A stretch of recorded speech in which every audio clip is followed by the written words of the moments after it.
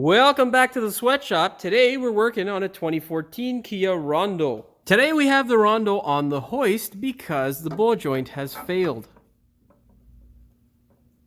The nice part about this job is it's not too bad to do. Everything is held in place by bolts and nuts. So we're not going to be replacing a control arm like we had to do on the Ford a few weeks ago. Of course, if you're a new viewer, you won't know that. So that's kind of pointless. The nice part about this job is it has a decent design. I can't believe I just said that about a Kia, but it is true. We can remove the ball joint without removing the control arm. All we got to do is unbolt it. Unfortunately, this car lives in Canada. So as you can see, there is considerable amounts of rust, which will, as you've seen in the past videos, make our lives a pain in the ass. Hopefully, we don't have too much of a hard time trying to get this thing separated from the spindle with all that rust tight there. Let's get started. First step, remove your wheel. You'll need a 21 mil.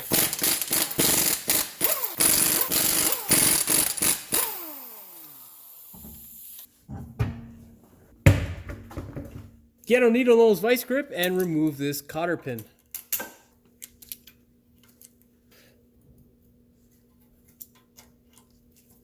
Then you will have to get a shallow 17 mil and a impact 17 mil and hammer these all out. This one you'll have to do with a ratchet. Get a big 1/2 inch ratchet. With a shallow 17 and a 1/2 inch socket, what you want to do is be gentle while sneaking the combination onto the bolt. Be sure not to tear or damage your CV booth, because if you do, you won't be happy. Go ahead and crank it loose.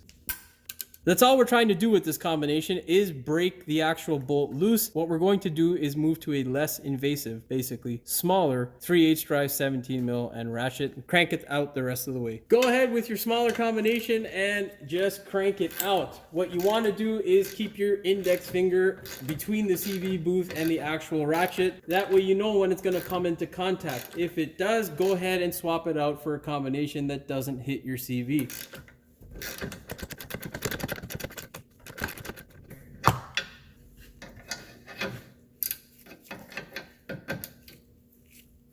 Who doesn't love a good ratchet wrench, right?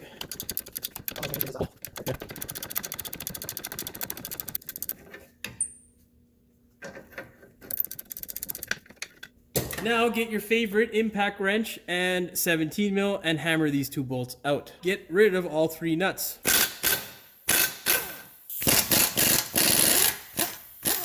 Always take or loosen the nut off first. Don't try to get it from the other side. You will wreck or potentially break the bolt. Go ahead and fire the bolt off.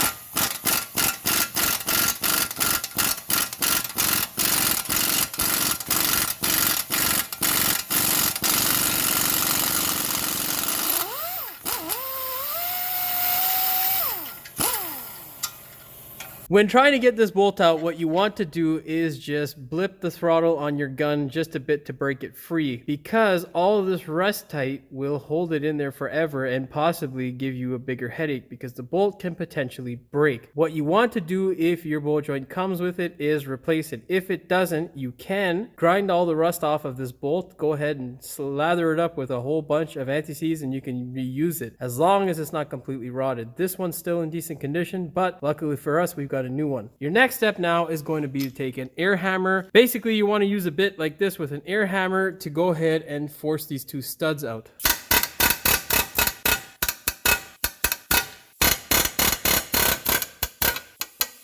Then separate the ball joint from the lower control arm. Now you're not done yet. You still need to hammer these guys out, but we'll do that after we get the ball joint out of the way. In order to get the ball joint out of the way, you'll need to employ a wedge bit and an air hammer once again.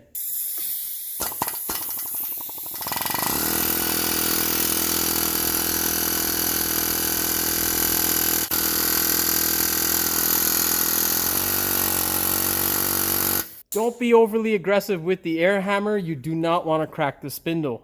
With your air hammer bit wedged into the control arm, you may not be able to get this off right away. What you can do is tap it with a hammer, but sometimes it's not going to really do much initially. What I like to do is get a socket that is smaller than the circumference of the joint, sneak it in between the joint and the CV shaft, and then use a pry bar to pry it out. You got to be careful with this though, because you don't want to damage anything, number one. And the second thing is you don't want to get your fingers caught in there, because you've got to hold a socket there. Work it slowly, and you can see there we're having some success. There you go. Once you get to that point, realistically, it's not hard. You can just, do that. And that, boys and girls, is success. With your ball joint completely out of the way, you can go ahead and pull your air hammer bit out. Then go ahead and just tap these guys out with a light hammer. Be sure not to hit the CV shaft. Hold the control arm down at the same time as you tap it out. And then you can go ahead and prep to get your ball joint in by cleaning all this crud on the surface here out of the way. If these two guys are giving you quite a bit of headache, you can hit it again with the air hammer. It's just not advisable, because if you hit it too hard, you might pop the CV shaft with the actual end of this thing and potentially damage it.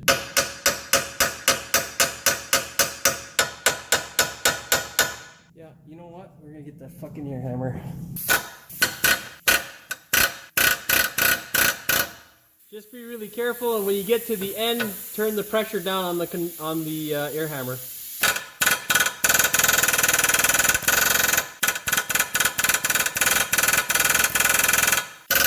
Now we should be able just to tap it out the rest of the way.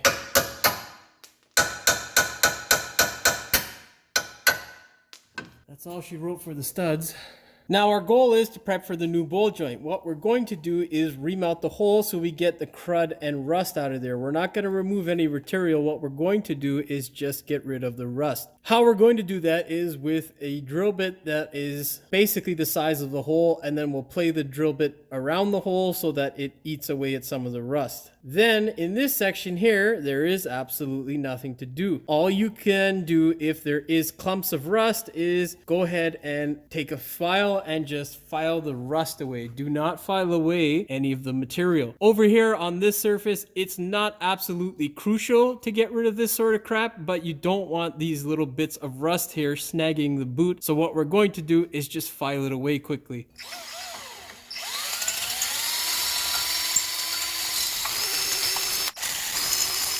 Ream it out as best you can. And if you're like me and live in the rust belt, try to get rid of as much rust as possible from the inside of this cavity.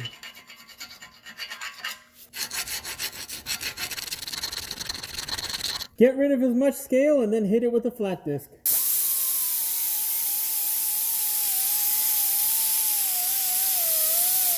Again, those last steps aren't really crucial, but it's up to you. I mean, I just like to go the extra mile sort of thing. Not really something you have to do. Definitely will help you if you have to do this sort of job again in the future. Our next step is going to be to lather up the ball joint with some grease like that. What you want to do is just get a little bit of it here so that it doesn't rot to crap so quickly. Inevitably, of course, it will rot. Nothing much you can do about that. And then just pack it as much as you can in that section.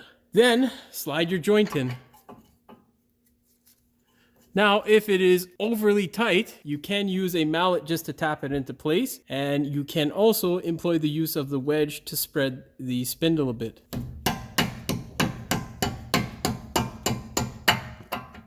Lather up your new bolt if you have one, or your old bolt, and slide it into position. Then take the provided nut and place it on. That's going to keep your ball joint in place. Now what we need to do is work on securing it to the control arm. You should have supplied hardware with your ball joint. If you didn't, you should have got the better ball joint. The hardware should include the studs, nuts, and bolt. The bolt isn't absolutely crucial, but at least the studs and nut. If you don't have those, you're screwed. What you want to do is place your studs in position. You don't necessarily have to. What you have to do is just catch your initial bolt, which is that guy there. Once you catch that, it ain't gonna go anywhere, but I find it's just a bit easier to get the studs in at the same time and line it up. That way you're not trying to line them up later. Now the hope was to have this guy sort of stick together on the stud itself, but that's not happening. So we'll let it go. We'll get a vice grip and we'll use that to clamp these two guys together. If you're like me and you don't have 6 arms, arms and you've only got 2, what you want to do is employ the use of a vice grip. So before you do that, just open it up enough to what you think may be the right thickness between the control arm and the lower bolt joint, and then try lining it up first. Once you line the 2 studs up, okay, get your vice grip. Don't have it fall apart on you while you're trying to do this. So let's try that again. Line up your studs, get your vice grip, and clamp it home like so. What you're going to do is get your supplied hardware and run it up just a little bit. So you get the 1 bolt or 1 nut, second nut.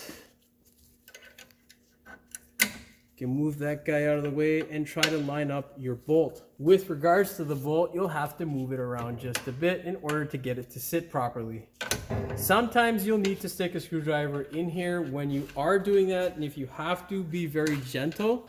Whatever you do, don't damage the threaded portion of the bolt joint, because obviously that's going to make your life a pain in the ass. Once you get this guy snug, you can go ahead and start ratcheting these guys down. Do not hammer them on with an ear ratchet. It is a bad idea. Use just a regular ratchet. Not an impact gun, not an air ratchet. Do it by hand. That way you get a feel for the thread. Sometimes if you use a impact gun, you can gall the thread, and that will affect your torque value, which can in turn affect the way the joint is secured to the control arm and the car. In short, don't fuck it up. Of course, to make this process more pleasurable, get one of your favorite ratchets. This, my friends, is one of the best. Of course, you don't need one of them because they're not really, affordable. They're kind of expensive.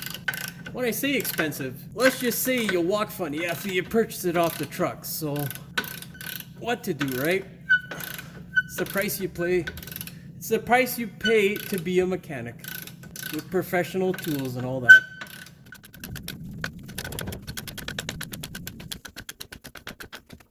After you catch your breath, you can commence with the second bolt. Our next step now is going to be to torque these bolts to the appropriate torque spec. So it was kind of a pain to find the torque specs because I believe the Kia Rondo is just a Canadian made car or made for the Canadian market, which just means that it'll make your life more of a pain if you do have to work on this thing. Second thing is I was able to get the specifications at the dealership. They were as follows: 72 to 86 foot-pounds for these 3 bolts here, and then 72 to 80 foot-pounds or 85 foot-pounds for this through bolt here. So we're going to torque this whole assembly here all at 80 across the board. And then if you're wondering, the wheel torque is 80 foot-pounds, but I'm going to torque it to 100 because I always do. And now the through bolt. Now before you go ahead and snug up the through bolt, what you want to do is take your mallet and smash the bolt joint up in towards the spindle. The reason is because you want it to bottom out. If the bolt joint is hanging downward and you tighten it up and for whatever reason it wants to shift and go back into that little spot where the collar will bottom out on the bolt, it can make an atrocious noise which may send you sniffing for a problem that isn't really there. It's not really necessary, it's more of a precautionary measure. I've had that happen before once to a friend of mine, and ever since I've just done this to avoid the hassle altogether. Once you smash it into place, go ahead and use a small gun just to run this guy up. Same rule applies. This is a lock nut, so it is kind of a potential. The potential is there to actually gall the thread. What you want to do is just be aware of that when you're firing this thing home. Now get an 18 mil with your torque wrench and torque it down to 80 foot-pounds. Be sure to secure the actual bolt so it doesn't twist. Now the original setup did come with a slot drilled out of the bolt for a cotter pin. You don't necessarily need it because this is a locking nut, but we're going to be putting one anyhow just as extra insurance. Don't stab yourself with a cotter pin, they're a pain in the ass sometimes. Now, if for whatever reason you have trouble installing the cotter pin, well, you really should have thought about doing this job before you attempted it, because that should be a prerequisite. If you cannot install a cotter pin, don't do the job. Your final step is to put your wheel back on, of course. But before you do that, it would be a good idea on your part to employ the use of some white lithium grease. Remember, boys and girls, for proper application, shake well. All right. Remember, thread in the bolts by hand, a couple of thread at least. Don't just gun them on, because if you wreck it, you won't be a happy camper. And then hit it with your gun. Not your air gun, a gun that's going to be under the torque value so you don't rip the bolt off the car. That is definitely under the torque value because this battery is practically dead, so we're good to go. Torque your wheel to 100 foot-pounds or 80 as recommended by the manufacturer.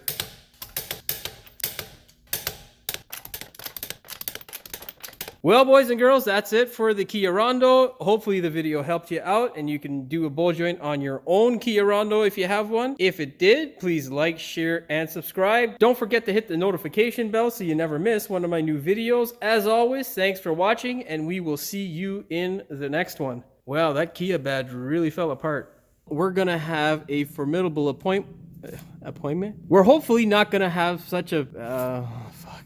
It's already late in the day. This is what happens late in the day.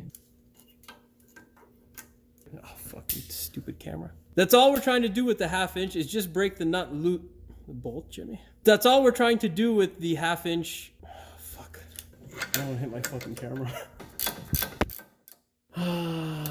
Camera placement is not something you guys at home will have to worry about because you won't have a camera. With a bit that's kind of, what's that word? Concave? These are a lot stiffer than I would like, so fuck, I can't put the bolt over because I destroyed them. Great. Tear. Oh fuck. Not a hammer, not an air ratchet, not a hammer, not a fucking gun.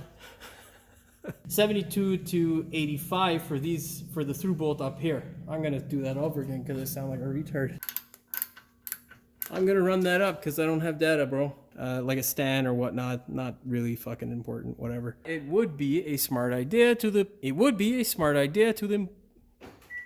fucking car, man! I just hit this stupid key in my fucking thing, man. Unreal, dude. Thread. Did I say tread or thread? I said thread, right? Okay, good. 81 sounds good. The fucking toolbox there. Hopefully it helped you out. If it did, please like, share, and video helped you out, Jimmy. Fuck. If it did, please. Oh, fuck. Hopefully the video helped you out. If it did, please like, share, and subscribe. Don't forget to hit the notification bell so you never miss one of my new videos. As always, thanks for watching, and we will see you in the next one.